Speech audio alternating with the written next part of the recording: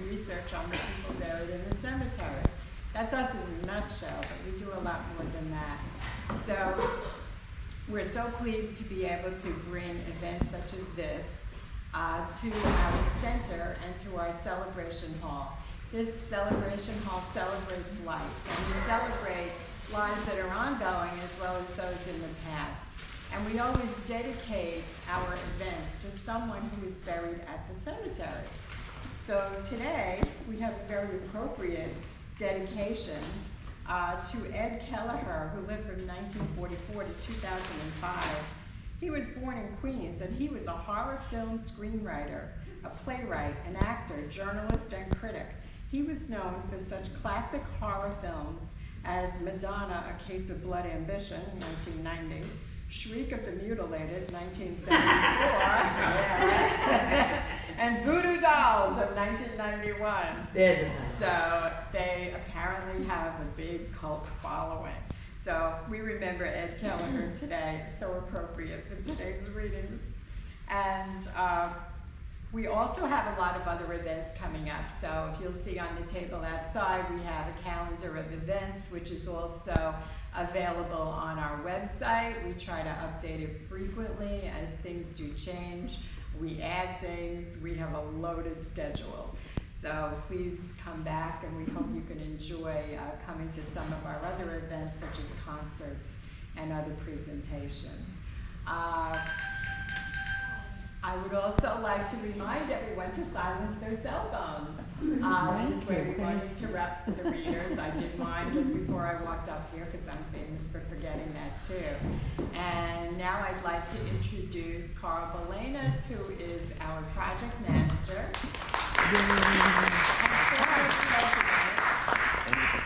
Thank you. There you go, Carl. Okay, well, thank you very much. And we have a very, very special treat to start off. We have Shiloh, and you know, Shiloh has been working behind the camera for many years.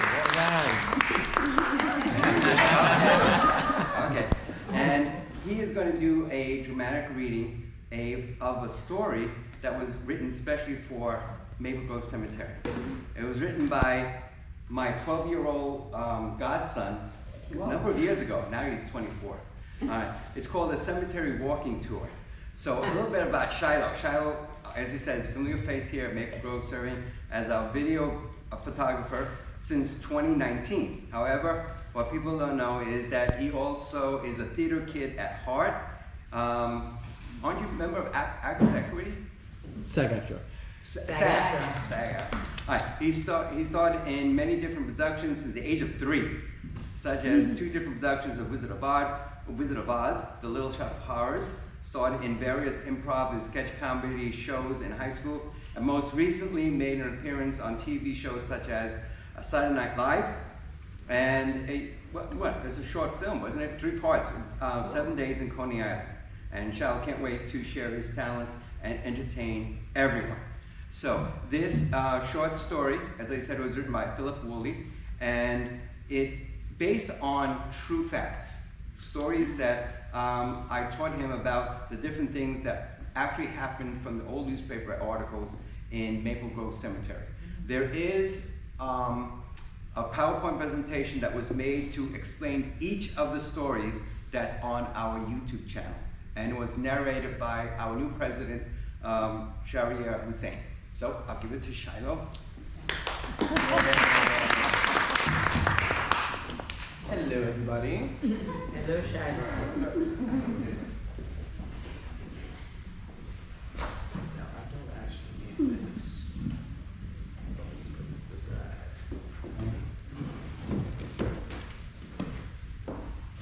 If you all disagree, let me know. So today I bring to you guys The Cemetery Walking Tour by Philip Woolley.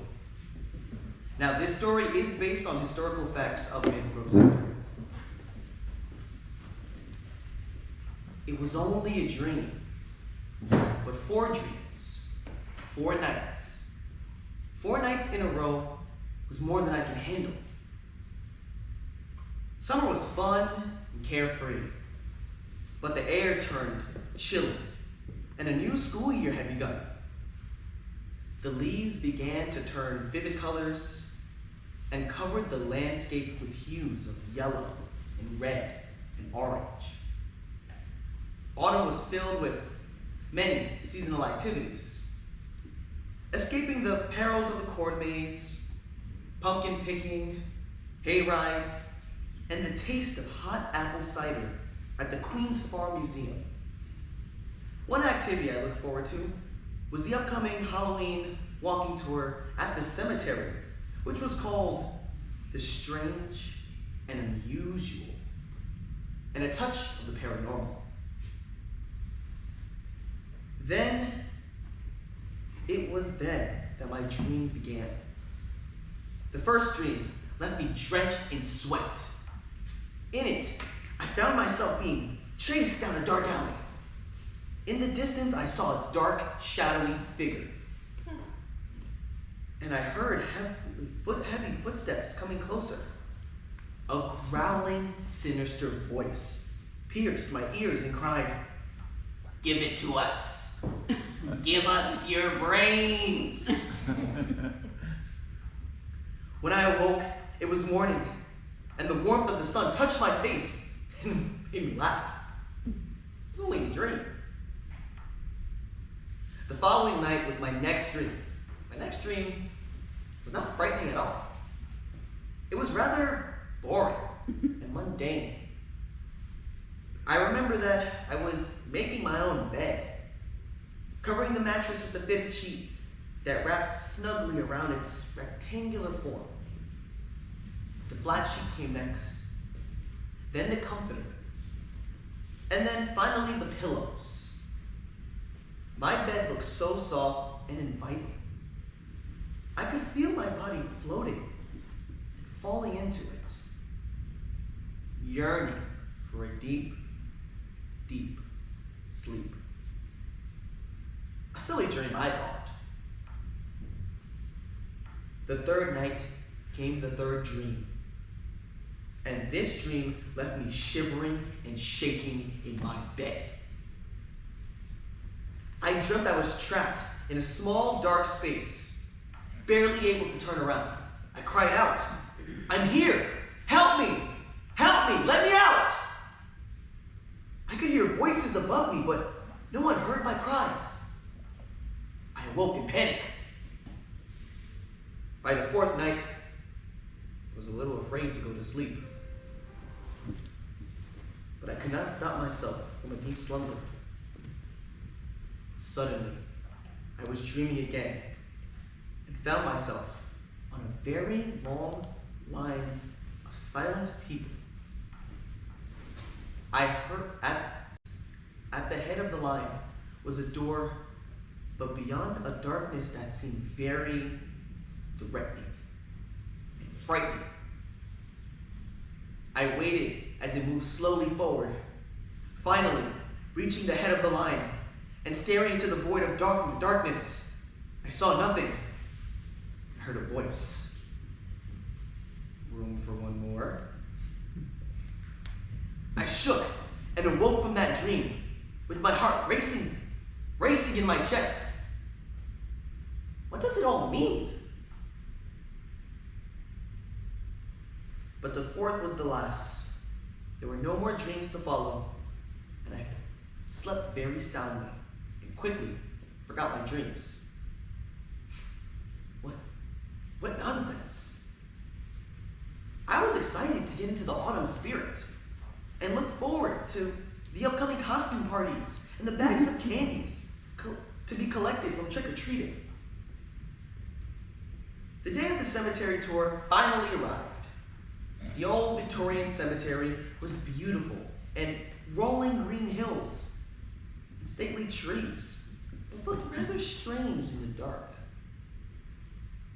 A large crowd gathered, and we were greeted by a tour guide who started telling us many unusual and strange stories as we visited one site after another.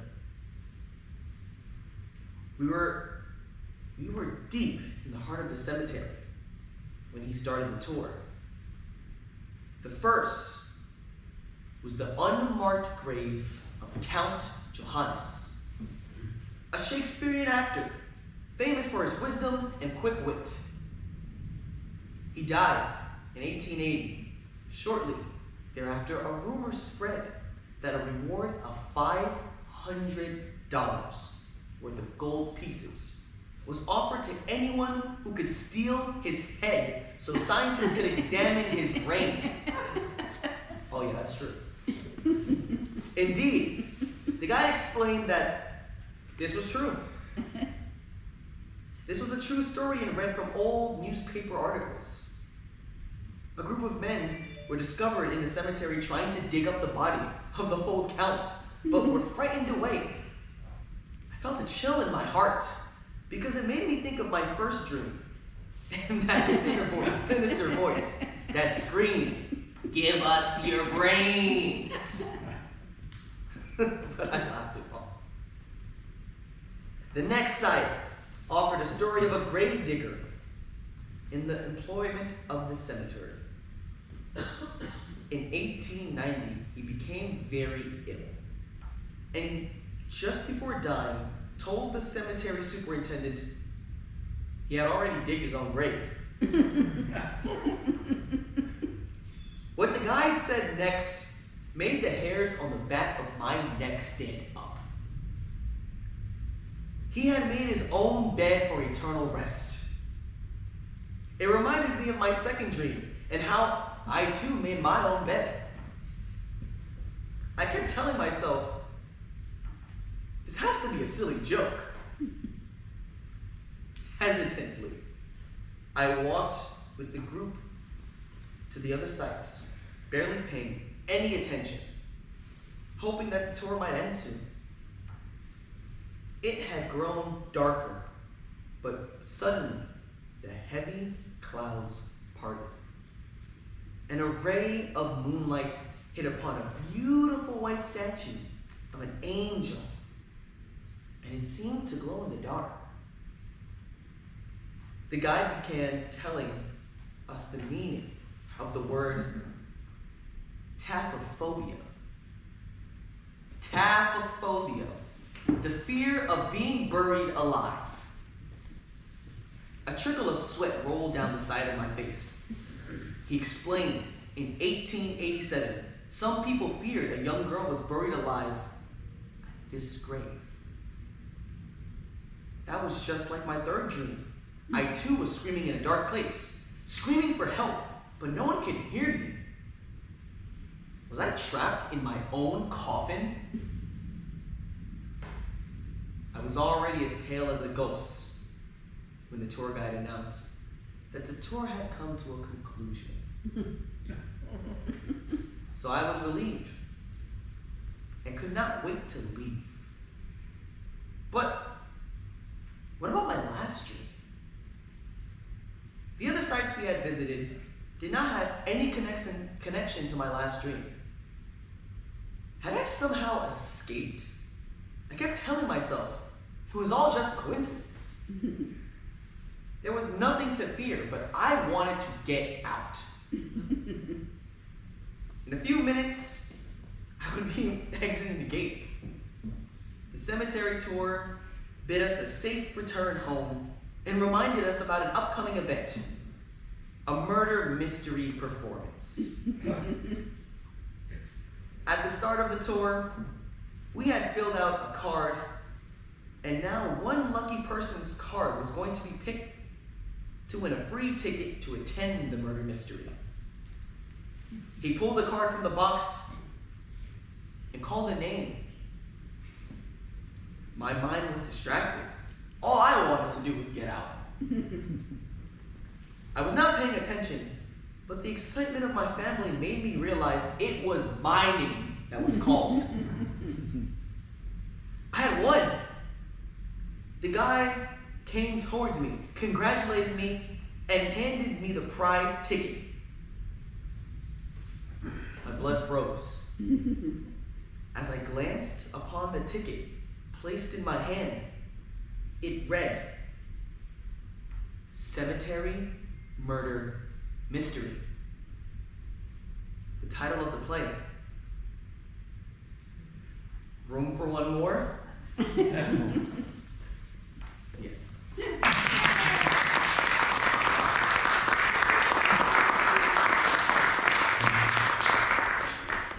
Thank you, Shiloh. All right. Now for our special readers from the Seance Report, members of the Horror Writers Association, New York chapter.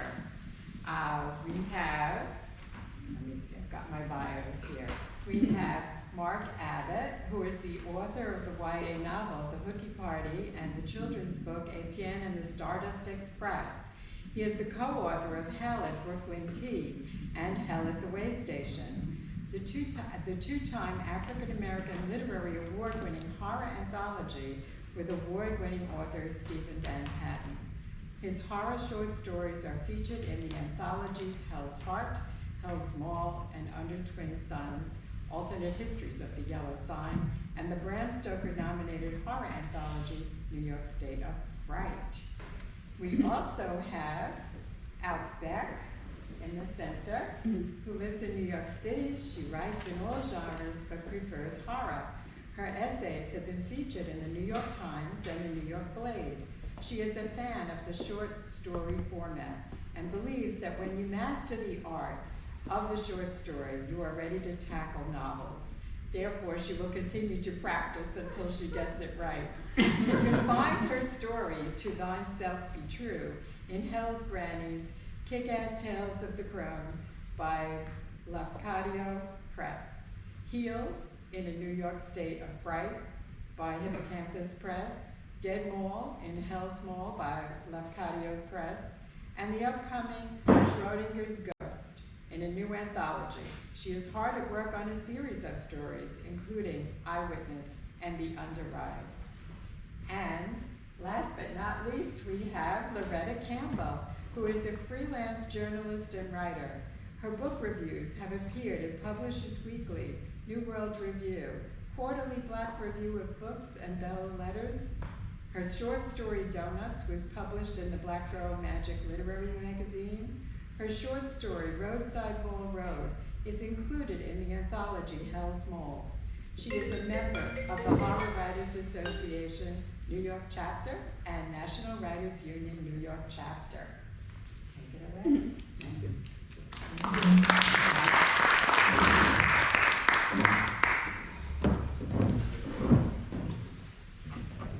Hi. Hi. How you doing? I feel like I'm back at school with my kids. Good morning. I said good morning. Good morning. I'm going to be reading from Hell at the Way Station. This story is called The Lost Midnight Show. Do we have anybody in here from Brooklyn? No one? Okay. Do you remember the old Duffield Theater, downtown Brooklyn? I do. I'm from downtown Brooklyn. Okay, there you go. All right. Lives in the theater.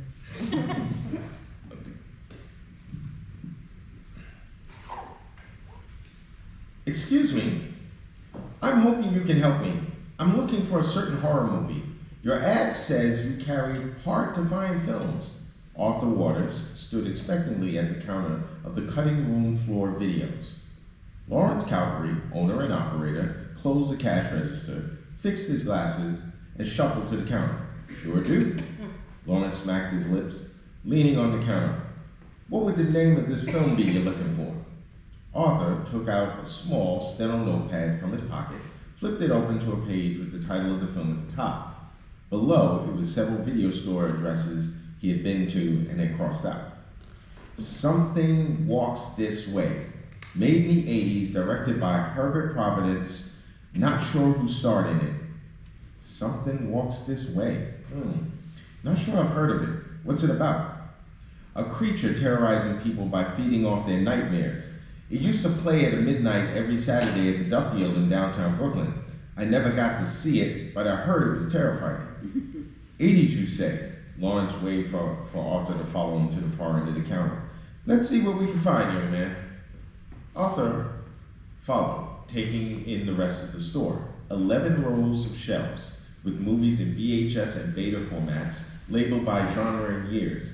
Movie posters adorn the walls above the shelves, and at the far end of the first row marked Drama, a sign pointing to a staircase leading downward with the words Projector Reel-to-Reel Films downstairs. You have actual reel-to-reel films here? Sure do. Most collectors come in for those, but they're nice to have in stock. Lawrence stopped in front of an old computer. Okay, something walks this way. Let's see, he typed in the name of the film. You sell DVDs? No, you can get a DVD anywhere. Ah, here we go. Something Walks This Way, Herbert Providence, 1984, no prints available. Sorry, young man, if I don't have it, no one does. He pressed the button on the computer. It was shown in only one theater, the Duffield, like you said, and was lost after the theater closed in the early 90s. There are no negatives, and the filmmaker died of a heart attack a year after the film went missing. Arthur looked disappointed. There's no trace of this movie anywhere? Ever heard of London After Midnight? The Lost Lon Chaney film. Lawrence smiled. You know your movies. I'm impressed. This film you're looking for is probably hanging out with that print. Sorry. Arthur made an aggravated sigh. Great. Had your heart set on it, huh? It was the longest running horror movie of its kind. I remember when it first came out. In junior high, I read an article by a movie critic who raved that it was the scariest, goriest, best time he had ever had at the movies. You're a big horror fan, huh? The biggest. My dad let me rent them with his video card. He mostly kept me to monster movies, but once in a while I'd sneak a slasher flick into the mix. Lawrence shook his head. I was never big on slasher movies. Give me a good old-fashioned monster any day. Well, this is supposed to be the ultimate monster movie. To see it before you turned 20 was considered a rite of passage. I planned on going when I turned 18, but the theater shut down and became a clothing store. I guess I'll never get to know if the rumors were true. What rumors? New footage found and added to the film? The director never admitted it, but I knew people who had seen the film a few times and claimed that on more than one occasion they saw scenes not in the movie previously. Huh. Like a director's cut or a special edition? I guess so. Oh well, the front door swung open, striking a bell over it. Through it walked a man 10 years older than Arthur, with long white hair and a ponytail. He walked with a bop. His faded high school jacket bore his name tilted across the breast. Hey Larry, he waved. Sorry I'm late.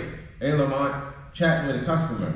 Lawrence nodded at Arthur. This is Lamont Dennis. He works downstairs in the Reel-to-Reels. Nice to meet you, Arthur said. Pleasure's all mine, Lamont replied. Hey Larry, I'm gonna go sort through those silent films today. You cool with you?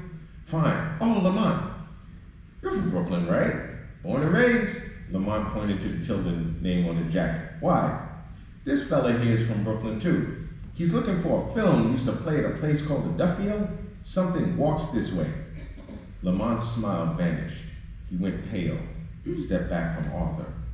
You heard of it? Arthur asked. Yeah, I heard of it. Why are you looking for it? I never saw it as a kid, so I'd be happy you never saw it. The best thing that ever happened is that it got lost. Lamont sounded frightened. Stop looking. Trust me, you don't want that film in your head. Before Arthur could respond, Lamont moved to the stairs and disappeared into the basement. Wow, must have been some movie. Lawrence wiped his hands on his shirt. Well, feel free to look around for anything else from your childhood. You never know, you might find some gem. I'll come back another time. Thanks. The phone rang. Lawrence picked it up. Arthur was almost through the door when Lawrence called to him. Hey, Lamont wants to see you downstairs. Me? Yeah. He wants to tell you something about your movie. Arthur made a beeline for the stairs. At the bottom step, Arthur paused, looking over a wide area of short shelves filled with reel-to-reel movies in tin containers. The light was dimmer than upstairs. Dry air gave the place an eerie feel, a nostalgic feel. Lamont stood with his back to a shelf, hands tucked in his school jacket, looking solemn. First, he said, let me apologize for blowing up the way I did. I didn't mean to. It's okay, no harm done. Come over here. Let me tell you about this movie you're looking for. Lamont tilted his head toward the road to his left, and they started down it, and Arthur followed.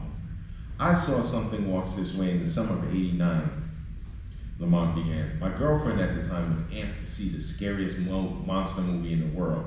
The disclaimers for this movie made it even more enticing. Disclaimers? Lamont stopped midway down the road and turned back to him.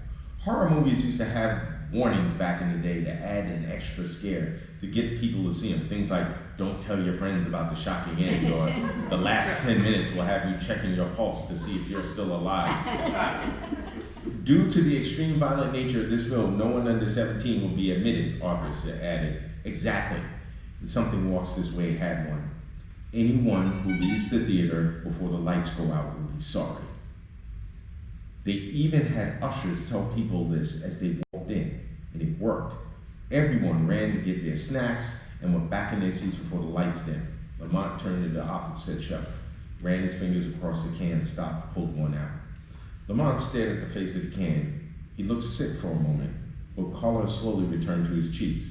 He wiped the dust off the title card, stared at it again, then put it back on the shelf.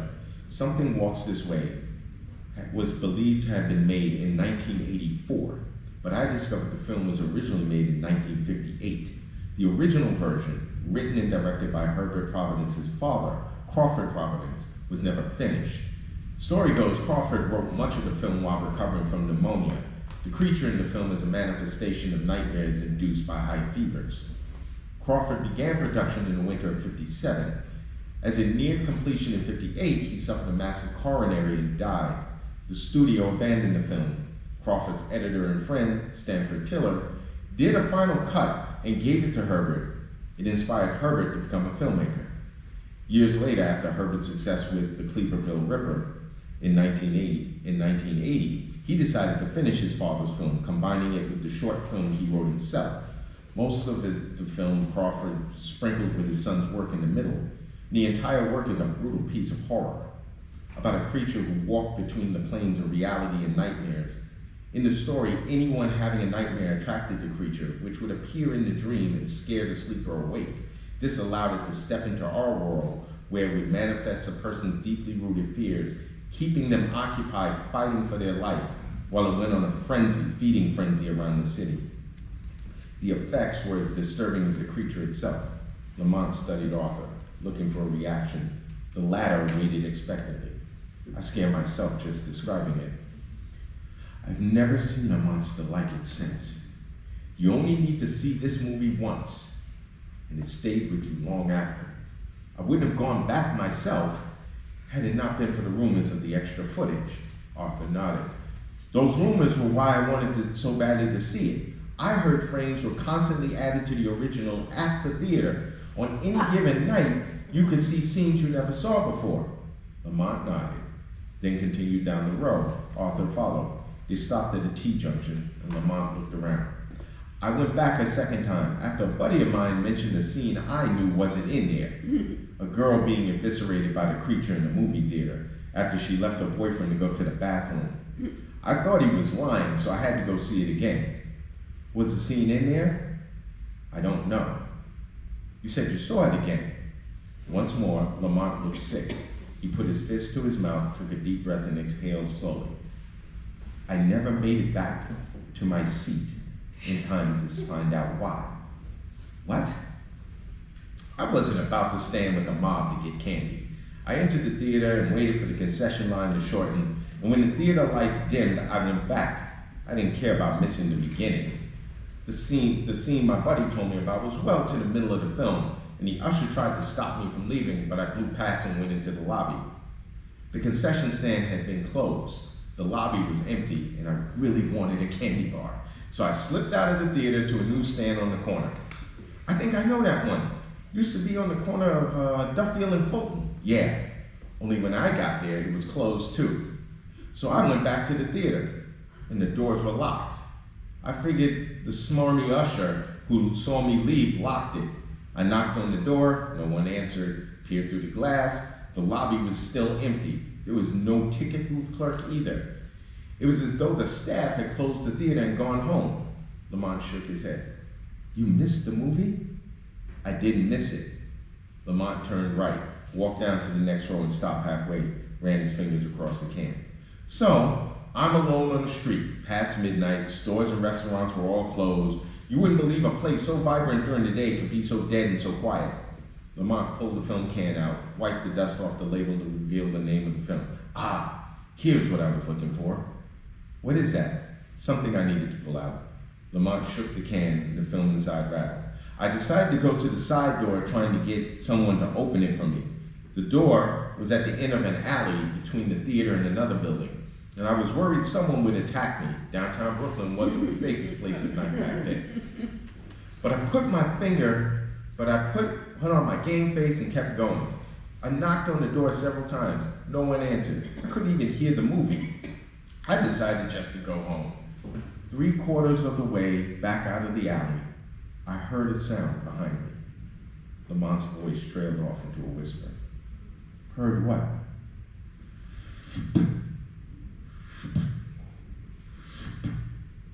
Lamont slid his foot across the floor, giving Arthur a visual aid. Then a deep, agonizing moan, which turned into this sickening groan of pain.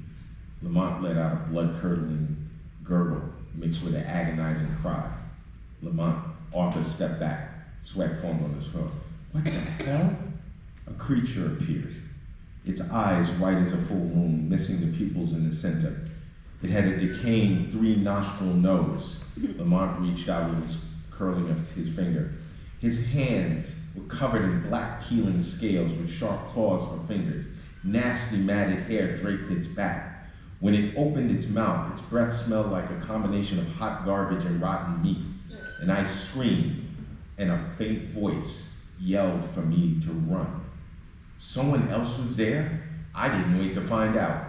I raced out of the alley, back down to Fulton, then bolted toward Borough Hall.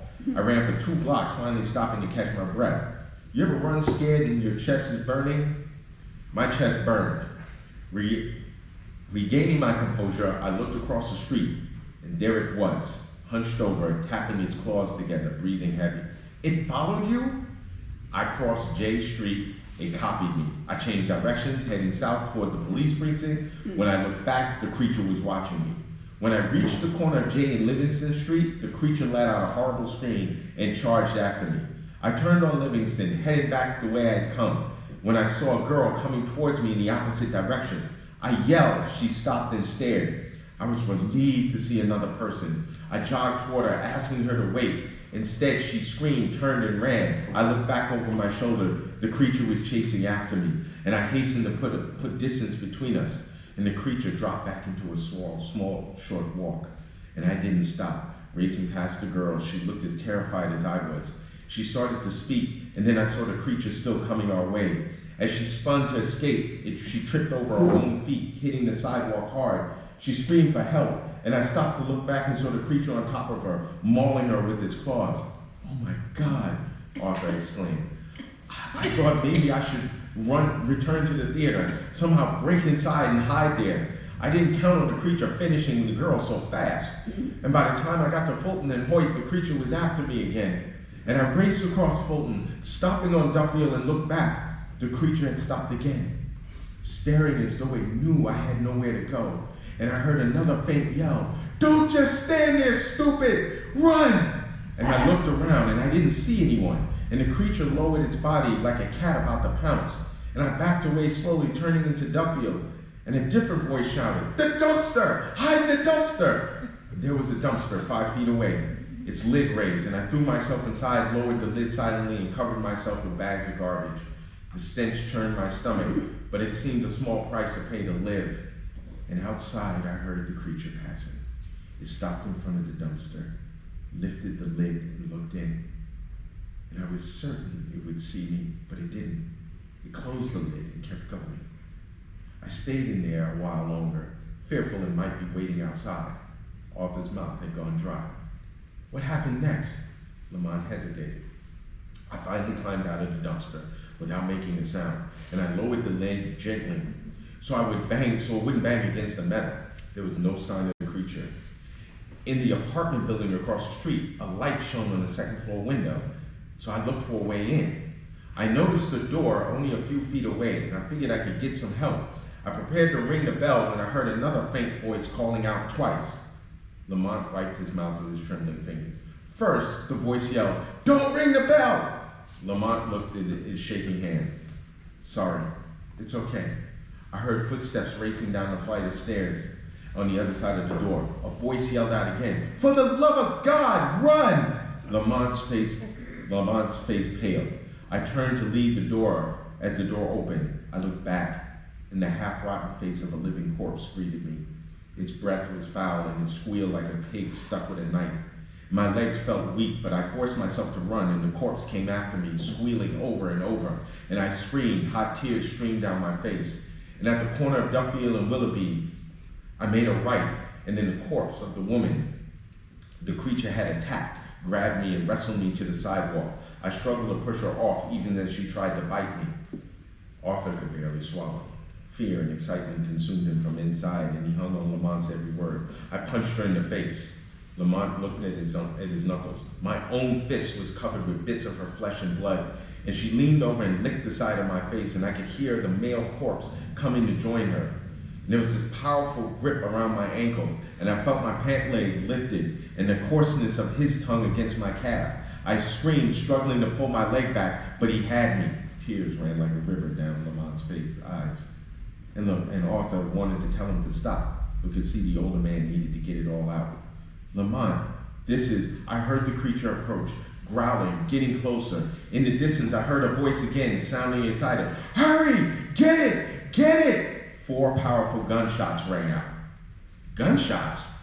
Who was shooting? Arthur's voice was filled with anticipation and dread. A burly cop with a magnum.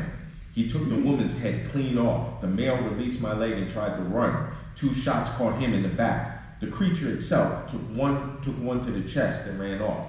Lamont wiped the tears from his eyes. The cop helped me to my feet and asked me if I was okay, and I could hardly speak. He put his arm around me, led me to the patrol car, and sat me in the back. And the cop looked familiar, but I couldn't place him. He radioed for assistance and told me to take it easy, and I passed out. Lamont looked at the floor, regaining his composure. "What happened after that?" Arthur asked. I awoke in the hospital. My parents were there talking to the doctors. He told them I had been found on the street, steps away from the movie theater, by a passerby who called EMS. "Wait, I thought a cop found you." That's what I told him. I even remembered his name, Officer Sandsberg. I remember it because that was the name he used when he called for help. So why didn't someone call for the cop to come to the hospital? They did. The police had no record of a Sandberg on their roster. There were no reports of shots fired near the theater, and I never told them what attacked me. When they couldn't find the cop, I was afraid to tell them what happened. So who saved you? Officer Michael Sandsberg, played by actor Quincy Stepton. Arthur looked confused. An actor? Yes. How do you know he was an actor? Because he played the cop in the movie. That's where I knew him from. I'm confused. How did the cop in the movie end up on the street to help you? He was supposed to be there. It was the scene he was in. I ended up in some of the additional footage everyone talked about. The creature was the one from the movie. Wait, are you saying that what happened to you is actually in the film? Exactly. A week later, someone recognized me on the street and said they loved my performance. I never went back to confirm it. My mom showed him the can. When the Duffield closed its doors, I broke in and took this, so no one else would ever have to live through what I experienced. Arthur's eyes widened. That's the movie? Complete with additional scenes starring at moviegoers who left the theater when the lights dimmed. Apparently, I'm the only one to survive my scene. Arthur stared at the can in Lamont's hand, the faded title barely legible. Something walks this way. The voices you heard were the audience, weren't they? You heard them responding to what you were doing. Lamont looked at the can. My nightmare has always been being chased and eaten alive by the undead. And for a moment, my nightmare came true. I don't know what curse or spell Herbert Providence put on this film, but I made a promise to myself never to let this thing see the light of day. No one must know the effects this film has on people. Why tell me, Arthur asked. Lamont returned the film back to its place on the shelf. The corner of his mouth curled into a smile. Because your fear is that you would never know the truth about this film. Lamont's eyes briefly turned white. Then he turned and walked away, disappearing among the film. Arthur felt his skin tighten. He bolted up the stairs. Lawrence was talking to another customer. They exchanged brief looks, and Lawrence smiled. Come back anytime. We have everything.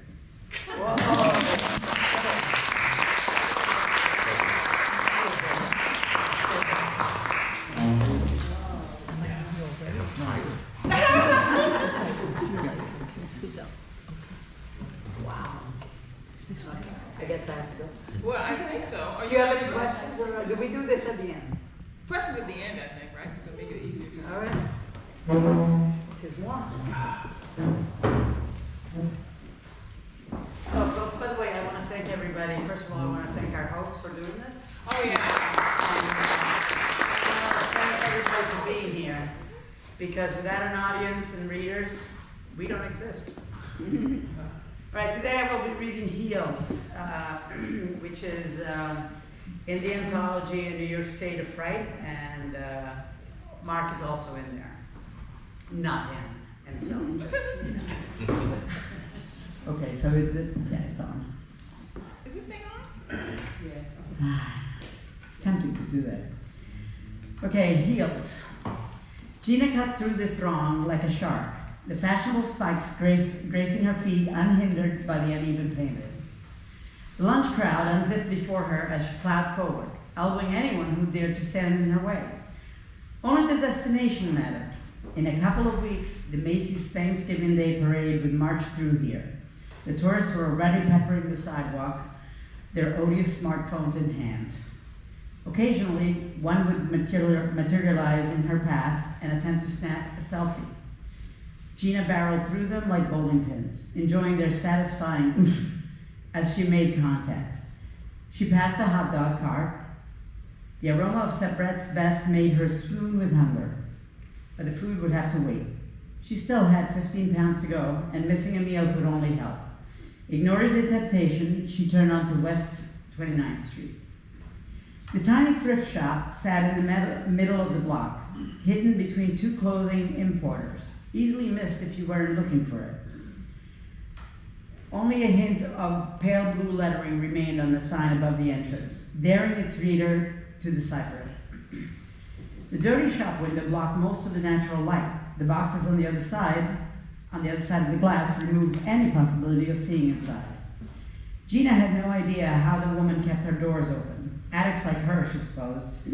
She opened the door, and the small brass bell above it tinkled. The familiar combination of stale air and fabric made her smile. She didn't know why, but anyone who worked in the garment district knew that smell. She imagined she could identify every type of material just by scent. She inhaled deeply and worked her way past the piles of clothes stacked haphazardly by one wall, careful not to topple the towers of discolored, sagging shoe boxes on the other. So, are they in? Gina asked. The silver-haired woman behind the counter grinned with her gap-toothed smile. A gold tooth gleamed in the dim fluorescent light. Sharp, penetrating, almost violet eyes looked out from a face deeply lined by the passage of time. In the 15 years that she'd been coming here, Gina had never asked a woman anything personal other than her name, Malka. They came in this morning, as I promised they would. Malka reached under the counter and brought out a shoebox. She placed it on the pot-marked wooden surface. Unlike the ones on display, this box was new. Gina's heart leaped at the sight of the famous signature, Louboutin. Malka stalled for a minute before lifting the lid, then revealed its content. Gina gasped. These were even more stunning in person than when she first glimpsed them in the designer's line sheets 6 months before. The famous red soles contrasted the black, yellow, and blue patent leather above it magnificently. What was it with shoes? A new pair gave her such a high. But not just any shoe would do. Only unique, beautifully crafted, spectacular heels. She picked up the right one and examined it. The inspection was a very important part of her ritual, determining the shoe's pedigree. She had no intention of buying fakes. In New York, counterfeit goods were commonplace. Even though Malka never let her down, she would do her due diligence. $1,000 shoe for $400. How did the woman do it? Where did she get them from? Who was she kidding? She didn't care. So, you happy? Aunt Malka asked. Over the moon. Good, you like them. Malka bent down and got her sales book. On the shelf behind the old woman, a torn shopping bag caught Gina's eye. A beautifully crafted, phosphorescent, multicolored heel jutted out from one of the tears. The swirls of color reminded her of a puddle of antifreeze. Could I see the shoes in that bag? Gina asked. What bag? Behind you, on the shelf. The woman turned. She saw what Gina pointed to and shook her head. No, she said, agitated. That's nothing. Not for sale. You wouldn't like them. I just want to take a peek. The woman shook her head. They're garbage. Nothing but trash. She took her pen and began writing out the receipt. You just have to get back to work. Let me get you a receipt. Her stubborn refusal made Gina more determined. Come on, that's not fair. Just for a second. Malka shook her head again. Look, I understand. I just want to see them. I need to see them. What's the harm? Not for sale. Forget them. Malka began writing again. Boom! A near-shattering crash erupted from the front of the store, startling them both. Malka immediately grabbed what looked like a small bat from beneath the counter and came around, shouting in an unknown language. She flung open the front door and ran out. Gina took advantage of the distraction, extended her body across the counter and reached for the paper bag. She dumped out its content. The most amazing cross-strap pumps tumbled out, with what had to be at least a 5-inch vamp heel.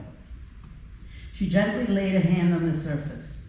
A deep sigh of pleasure escaped her lips when she made contact. An unexpected shudder spread through her body, leaving her flushed and embarrassed. The shoes were hot to the touch, pulsing beneath her fingers. She could not identify the material. It looked like patent leather, but felt more intimate and familiar, velvety. She detected a layer of soft, silky fur on the surface, very understated. How could they be shiny, almost translucent, and have fur on them? Most of the shoe appeared black, but when observed, additional colors revealed themselves. Deep reds, midnight blues, even strokes of magenta. The various hues undulated, mesmerizing and soothing, like an underwater heel. As she watched the colors mix to reveal new combinations, an illusion surely, but hypnotic nonetheless. She could not have said why, but she felt certain that many hands and layers had built this shoe. She examined the stilettos carefully. Malka had lied to her. These were new, never worn, not a mark or scuff anywhere. The more she held the pumps, the more she coveted them. Impulsively, she took off her own shoes and slipped them on. A perfect fit. She glanced down. She felt powerful, tall. Her 4'11" frame now was that of an Amazon, at least in her mind. And wasn't that what was important after all? How a shoe made you feel? She laid her worn heels on the counter and looked at the Louboutins, laughing at herself, forever thinking that they were special. They were pauper's shoes in comparison to what she had on. She slipped out of the store, briefly turning to see if she could see the store owner. A small crowd stood in front of the store. Malka crouched in the center, looking down at 3 dead white doves. The spots of blood on the glass matched the blood on the bird's feathers. A chill traveled down Gina's spine. She turned back and hurried off. Gina walked into her office. Before she could take her jacket off, Paula appeared by her desk. Did you get the comps you like? The comps up through the printer?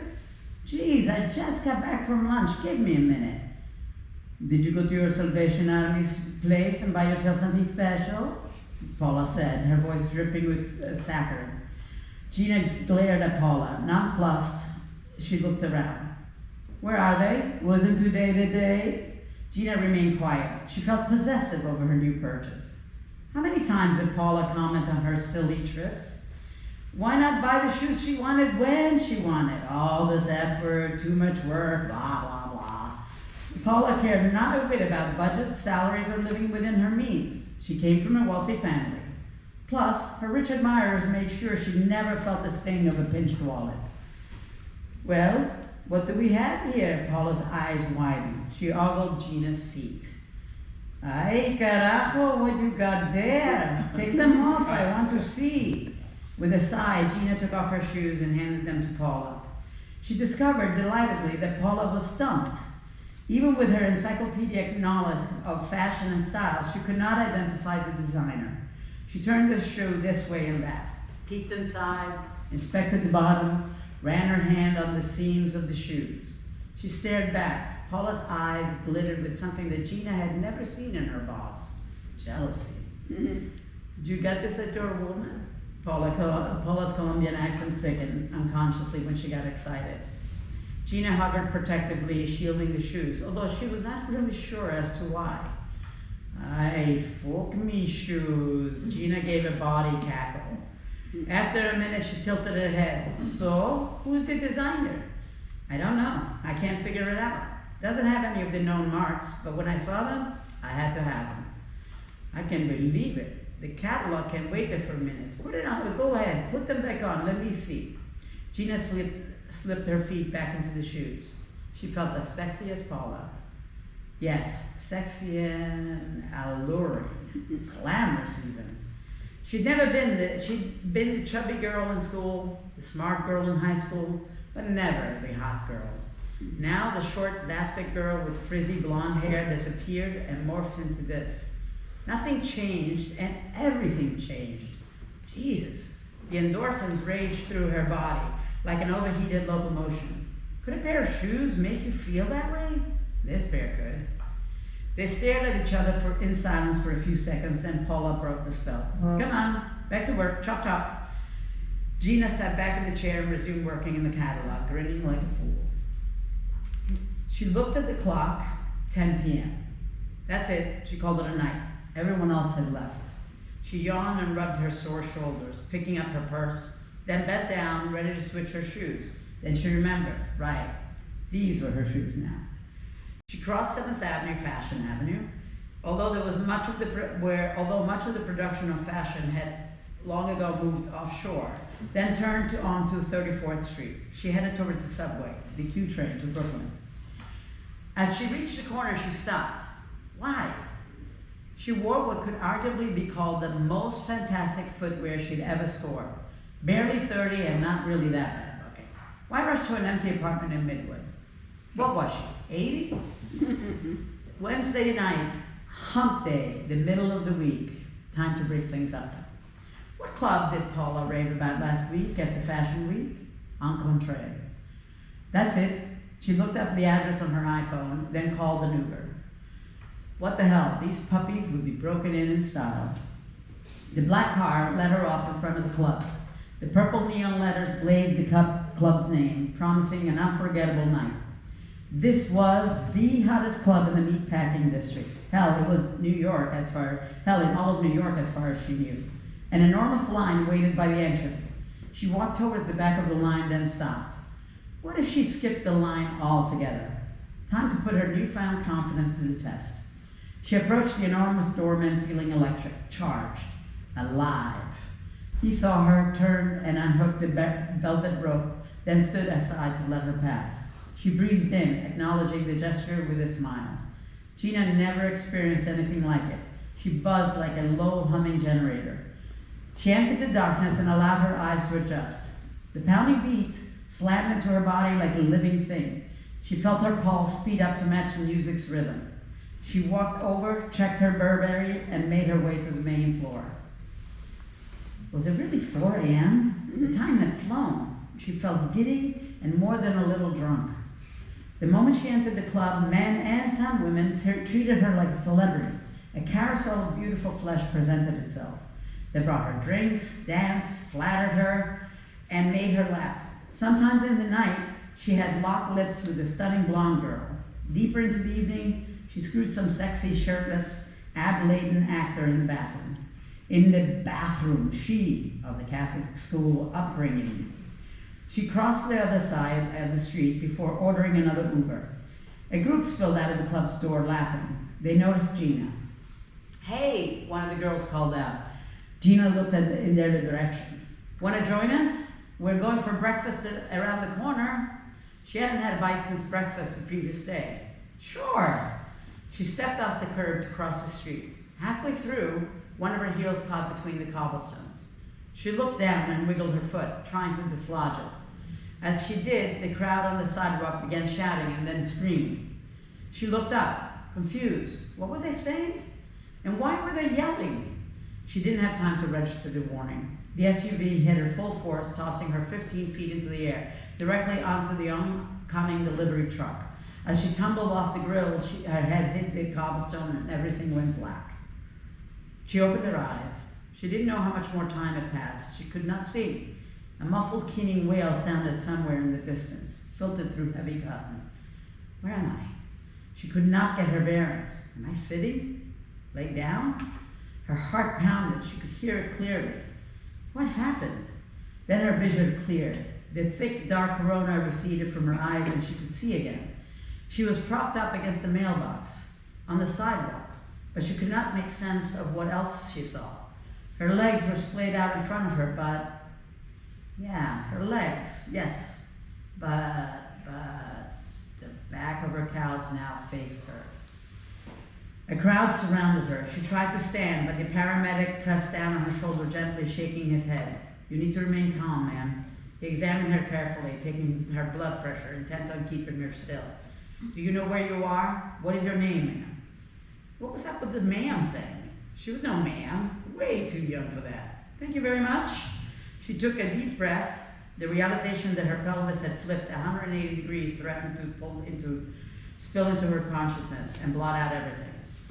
She concentrated on her breathing, controlling it, slowing it down. That's it. Deep breaths. She didn't feel any pain. Why didn't she feel any pain? Was she in shock? Or worse, paralyzed? She looked around. Other than the marionetting of her legs, nothing seemed broken. What about blood? Shouldn't there be blood? Why wasn't she bleeding? She didn't see any cuts or bruises for that matter. All those faces looking down at her. Earlier that night she'd been their queen, untouchable, unbreakable, confident. Now she lay on a dirty sidewalk like a discarded broken doll. Then a real moment of panic. Where were the shoes? With relief she saw they were still at the end of her feet, albeit facing the wrong way. She tried to move again and found that she could. The paramedic pinned her down in alarm. "Ma'am!" But this time, she'd have none of that. She knew it looked bad, but her body said, "Go." So she did. She shook off the hand and, using the mailbox for support, she planted her palm on the surface and the other on the sidewalk. She got up, awkwardly at first, like a toddler, then more confidently. Then she rotated her torso, making it now face in the same direction as her legs. The crowd gasped. Gina took a deep breath, deep, satisfying breath. "Told ya." She dusted herself off. Her dress was torn in places, but nowhere immodest. The two paramedics stood frozen, then broke their paralysis and rushed up, insisting they take her to the hospital. She refused. I'm convinced the female pushed the issue. Gina would have none of it. She gathered her bag and left. She sat on the edge of her bed, relieved to be home. Had any of this really happened? All of it? The entire event felt imaginary. She glanced at her bedside clock. 6 a.m. In a couple of hours, she would have to go to work. No way. Paula would kill her, but she'd call in sick. She'd make up some excuse which her boss would not believe, and then go back to bed. Yeah, that would work. She hadn't taken a day off in over 8 months. She didn't feel guilty. She looked at her feet and could not believe the shoes hadn't flown off somewhere during the accident. That there'd been an accident in the first place was incredible. The forlorn shoe abandoned in the middle of the road was always the first image appearing on the news. The tragedy resonated in your psyche long after the newscast was over, reminding you that a person had been catapulted out of their shoes. But hers, well, There they were. Still on. Still beautiful. She reached down and began removing the right pump. As soon as the back of the shoe slipped off, a blindingly sharp, white-hot stab of pain shot up her leg and into her pelvis, impaling itself into her brain, sucking her breath away. She covered her mouth and stifled a scream. Her leg deformed and bent. The skin on her shin stretched thin and then split. The ruptured vessels tore open, releasing a river of blood. Her shin cracked, then splintered with a nauseating crunch. White shards of bone protruded, like a broken beach fencing. The pain blinded her, and she staggered forward, collapsing on the floor. She was losing blood rapidly. It seeped into her thick pile carpet. She began to drift out of consciousness. She gathered her strength and leaned forward slowly. Then, with concentrated effort, she pushed the shoe back on. Within seconds, her leg reverted. The injuries closed, then disappeared. The pain evaporated. In horror, she watched as the blood in the carpet now moved towards the shoes. When her mind cleared, she examined the shoes more carefully. The events of the night had nearly destroyed her, and yet the shoes were unblemished, without a mark on them. She turned her foot so that she could observe the soles, pristine, like you, and then she knew. The realization hit her and shook her to the very core. The shoes had kept her alive, were keeping her alive. The shoes now owned her. All of it happened, all of it, true. Her life would never be the same, all because she had stolen these damn shoes. Exhausted, she lay back on the bed, fully clothed, and thought no more of it as sleep closed in. Gina tried to return the shoes the very next day. When she arrived at the shop, a gruff-looking man greeted her. He sat behind the counter, glowering. "Where's Malka?" she asked. "What?" "Malka, the woman who owns the store." The man shook his head. "I've been here for 20 years. You need keys?" "Huh?"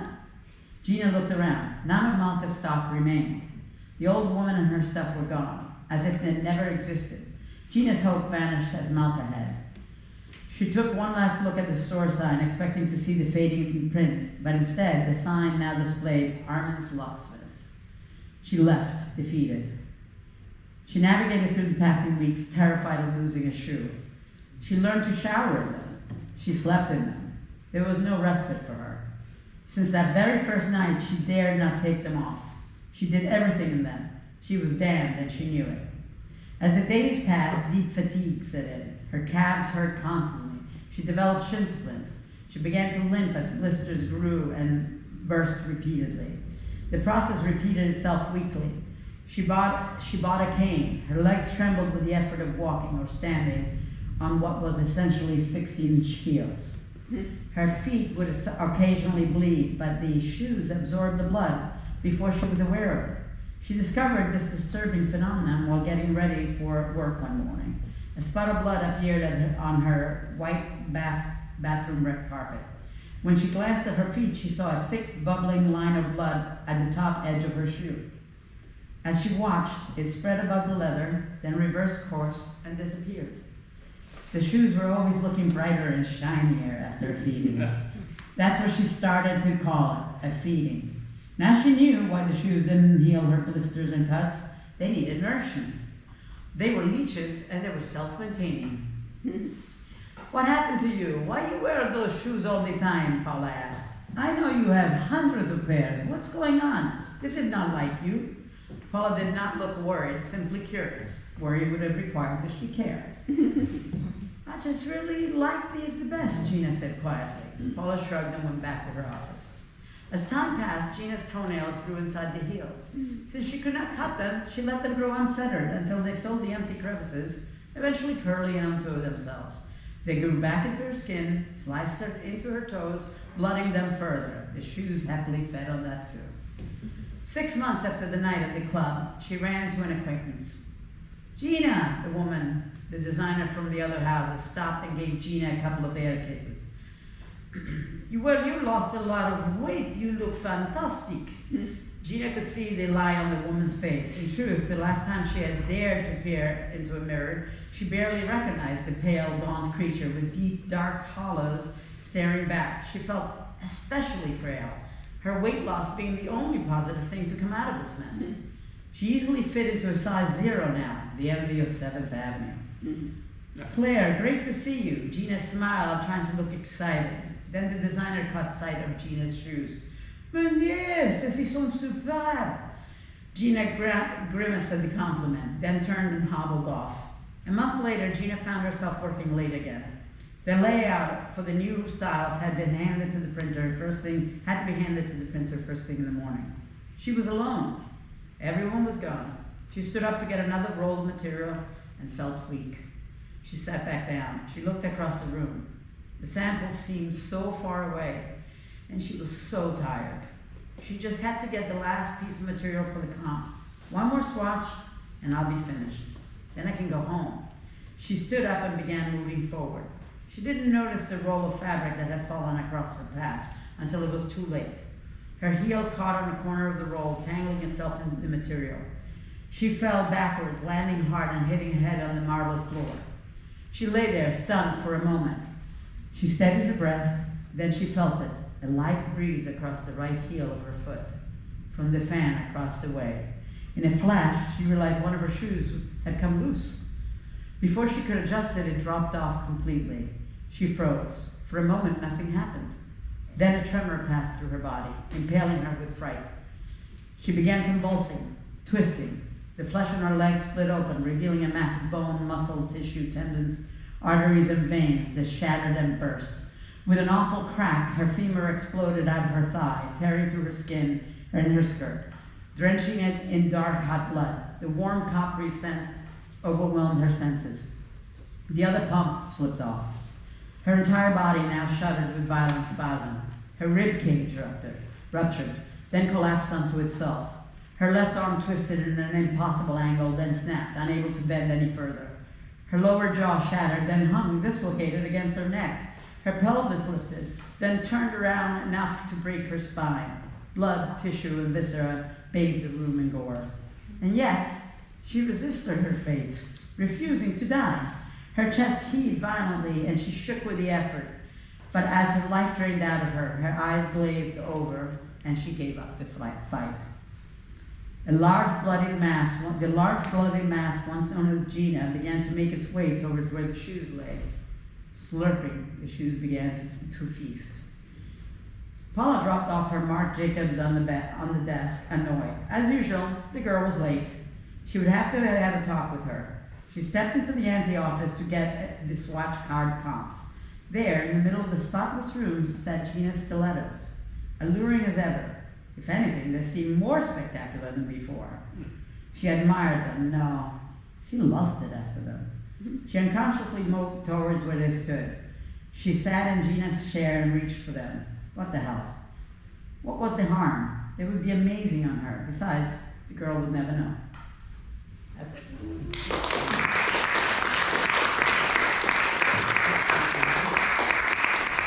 So I'm going to read 2 short stories.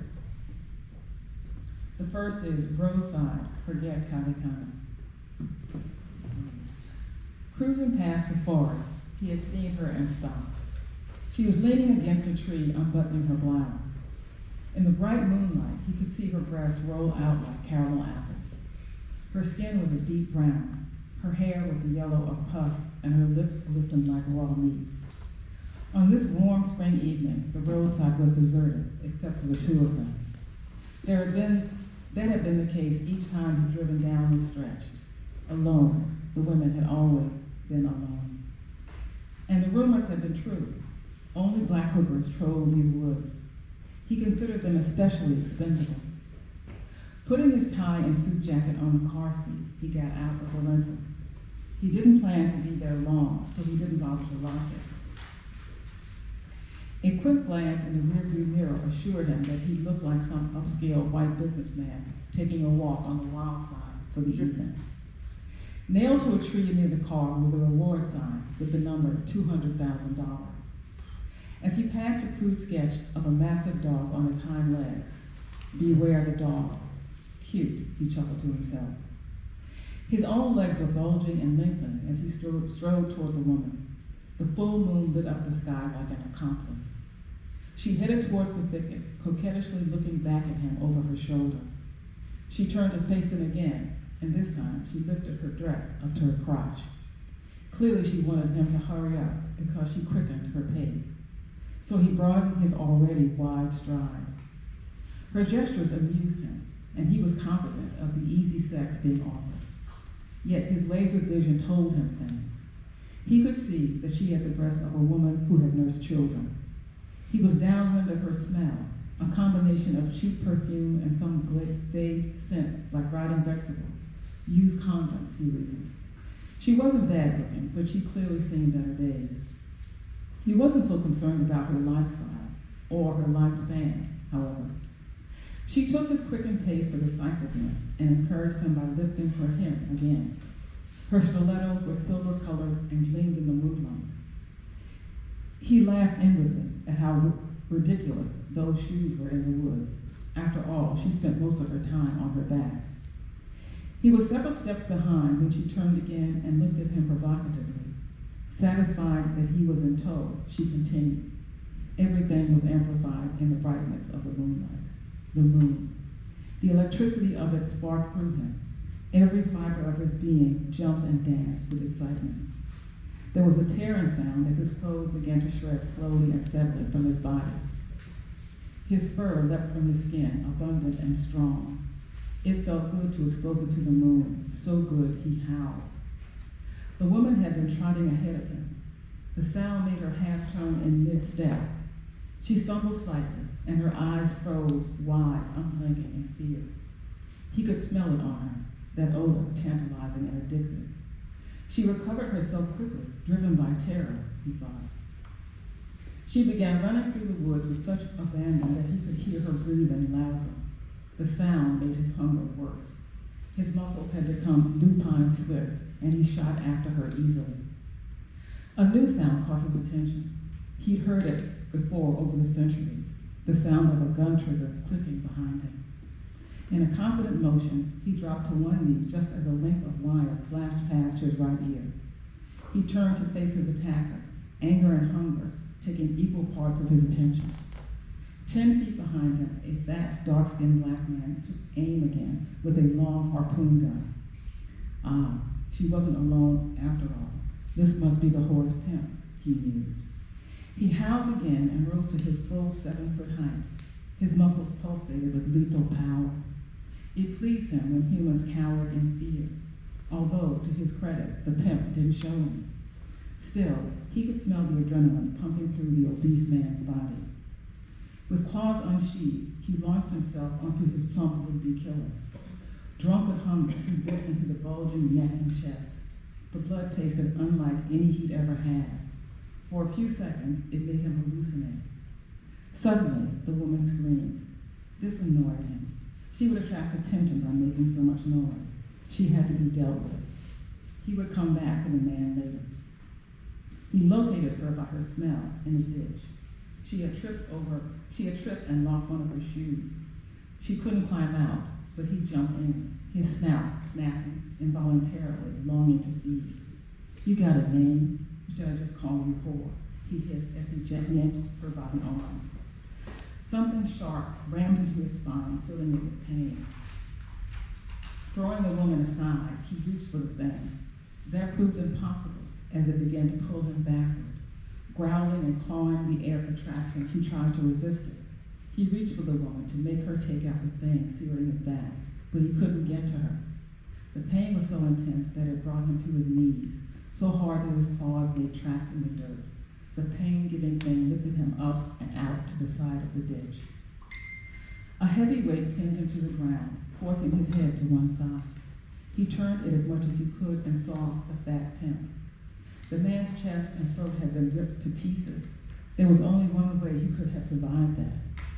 Zombie, the werewolf choked him. Right, the zombie whispered. And her name is Beverly. There was a flash of silk as a high heel sliced off the werewolf's shaggy head.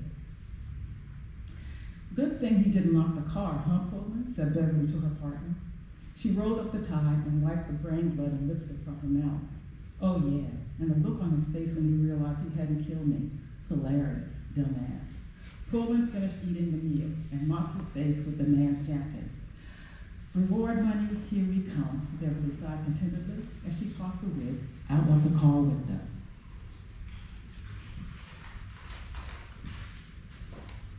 The second story is The Dawn Horse.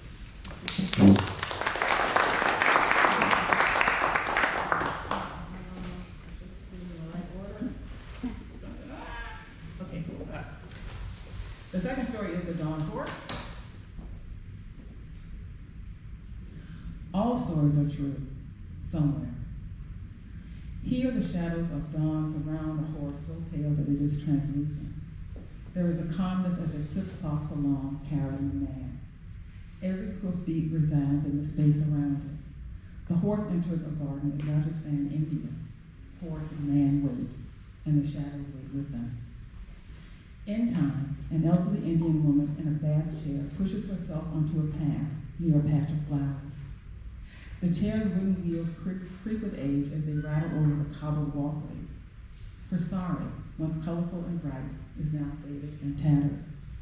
Tired, she stops to rest. Although she knows the grounds around the hospital well, she has never seen this part.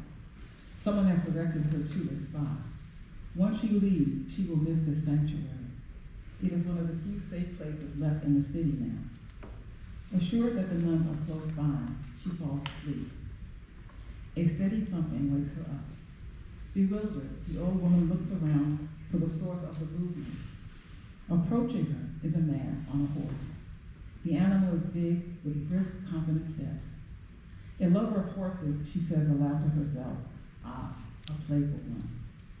The horse whinnies as if it agrees with her. Now, this minute, her unsteady limbs itch to ride a perfect horse again, but she is no longer strong or nimble. The man rides steadily on until he is directly in front of her. He stops and docks his hat. She nods her greeting distractedly because her mind is focused on the horse.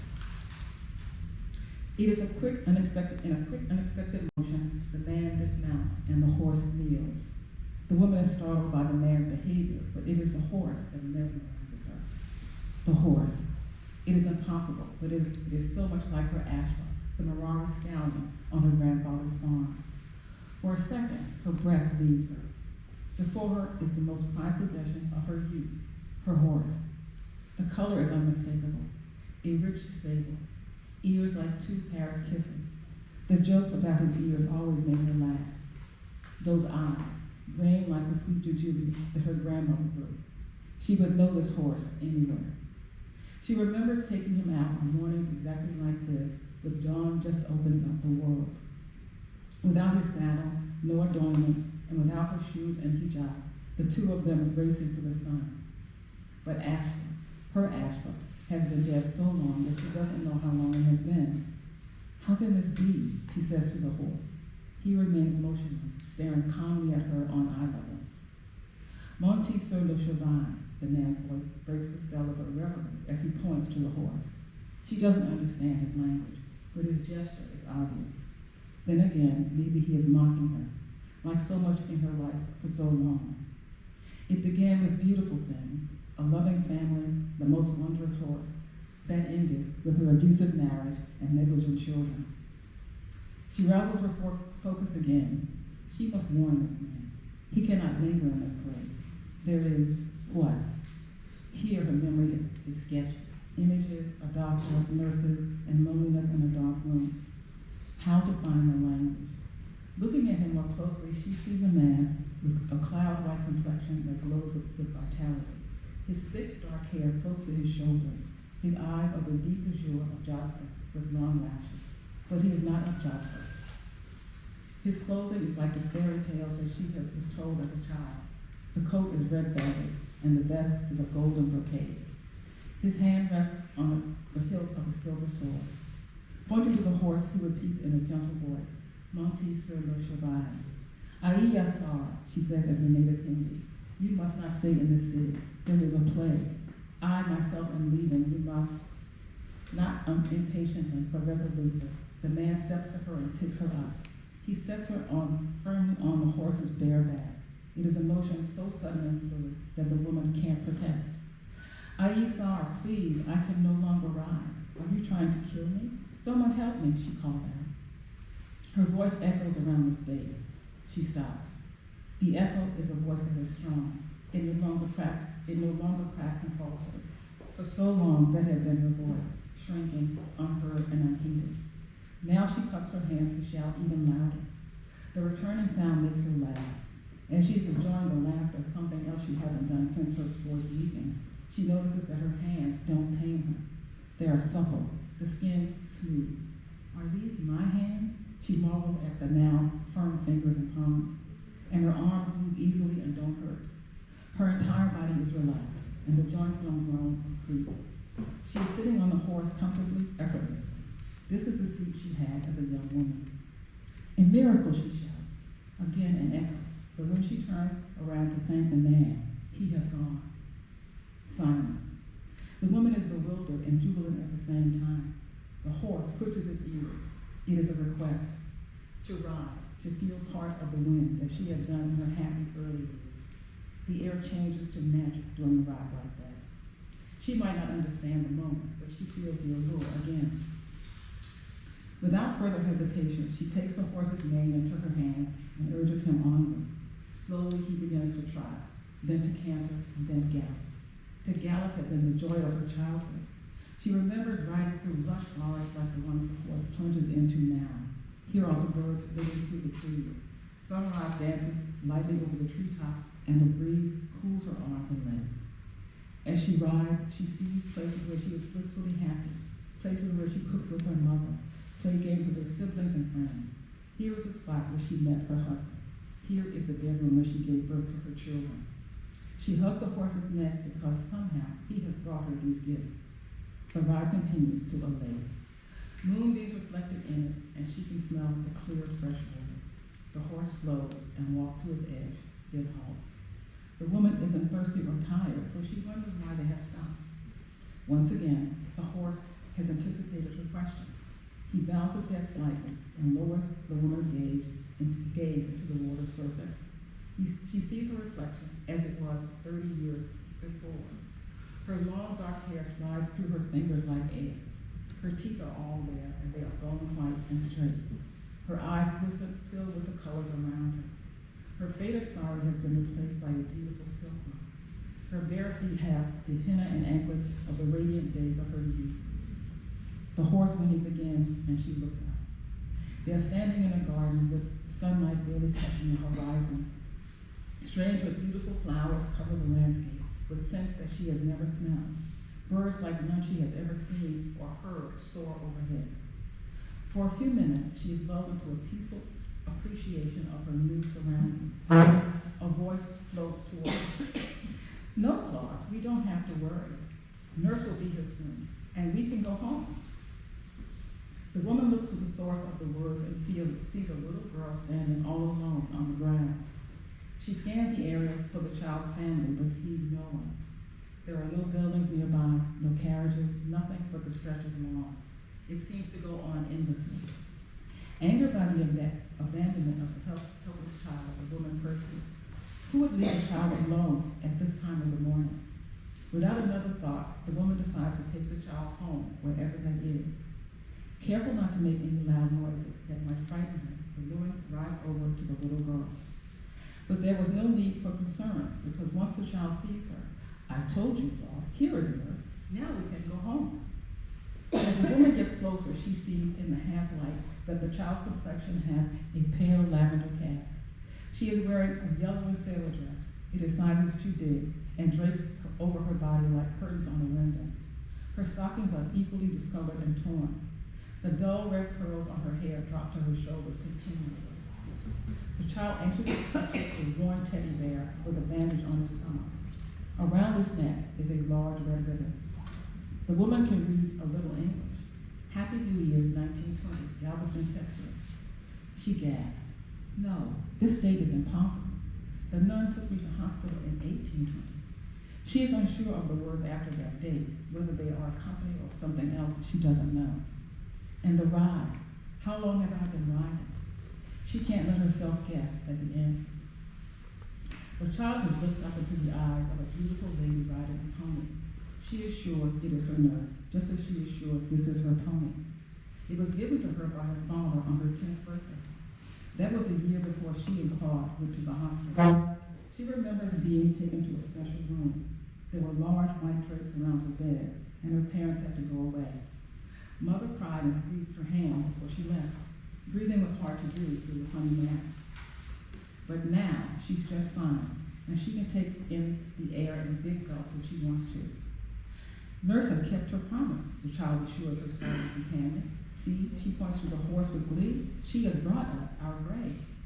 Poor child is excited to see a horse, the woman thinks. So she is stunned when the child calls, holding out her thin hand, Gray, come here, girl, and the horse dutifully obeys. But her shock is momentary because she reasons the animal knows instinctively to help a sick child, and this child is clearly very ill. Now close to the girl, the woman offers, let me take you home, little one. You cannot stay here alone. You are not well. But the girl shakes her head in confusion. She doesn't understand the language. Now her eyes widen in fear.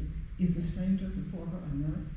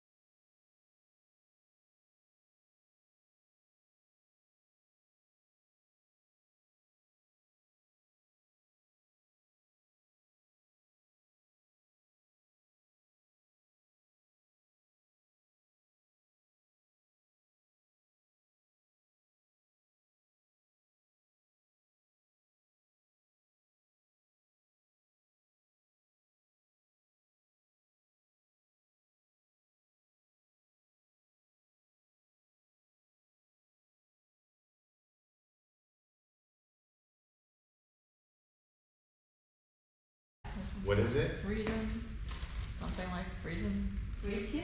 Yes, who said You Freakin'? got it. I'm sorry, you get a ball. You get my ball. Yeah.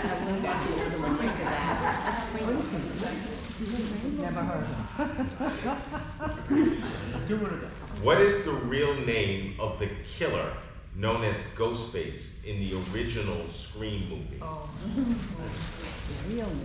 What is his real name? Oh, wait a minute, so you can't take it anymore. No, but it can. What did you say? No, it's okay. No, you can answer. Oh, I can? Yes, because these are big prizes. I think this is the actor's name, not his actual name, Skeech Urch. Yeah, but no, we need the character name. No, it's character's name. I actually also remember the actor's name, but not the character's names. Seriously? Shaggy. Yeah. Shaggy. But one of them is, what's his name, son. What do you want to do? We need AI. We're going to be the dumbest last letter. humanity, people in humanity. We get So it's two. It's two, yeah, so It's it's two two because there were killers. two Yeah. killers. Yeah. The first one was Billy Loomis, Yeah. and the second one was Stu Matcher. Sorry. Yeah. Okay, so there's only one question left, right? What's the matter? I didn't know this. You didn't know this one? Well, no.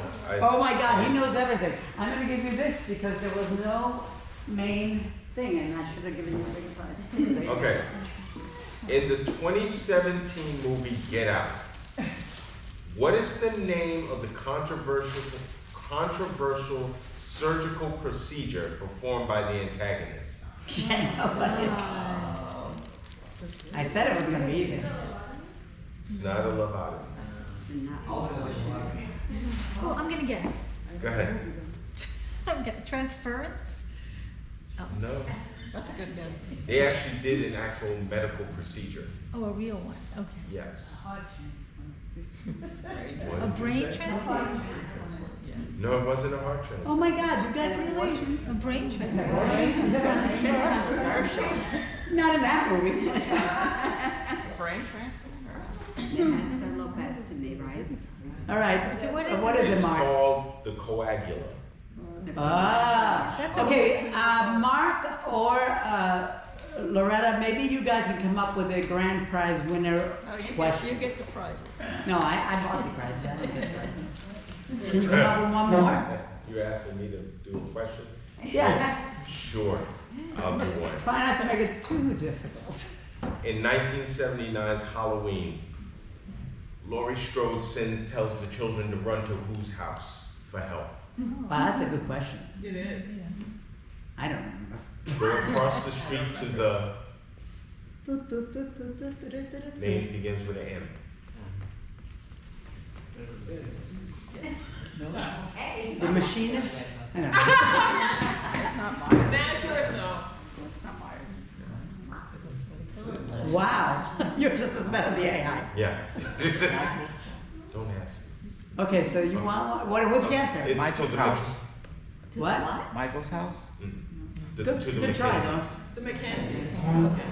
Really? Yeah. A good memory. I don't remember that. All right, Loretta, you have to come up with a question then. We gotta break Okay, this. so, this will be really, really easy. So we think. Yeah. Who was the vampire in, I think, is it Paul Dreyfus's Vampire, 1927? What? And I think his name is Paul Dreyer, and Paul Dreyer's Vampire, 1927. Who was the vampire? That's an easy question? Yeah, it's an easy question. An easy question, okay. I wasn't born. An easy question! What was the name of the, And what year? 1927. The name of the actor? Was that the name, who was the real vampire in 1927? Paul Dreyer Vampire. That's right. Oh, because I'm thinking of Dracula, Bela Lugosi. I'm Okay, figuring- an easy question again. I'm figuring What's Nosferatu. in Nosferatu too. Nosferatu. No, Okay. no. Then I'm All done. right, I have an easy one. What was the name of the cat in Alien? Yes, please, guys. Midnight. No. You're just making up That's titles. right. No. The name of She's like a hacker back there. Oh, the cat. Alien. Come on, guys, I that's gotta a give good it one. up, okay. Can we go another one? That was a good one. I just heard it.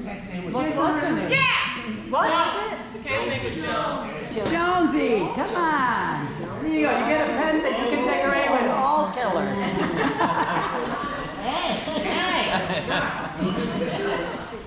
All right, that's all we got for today. I hope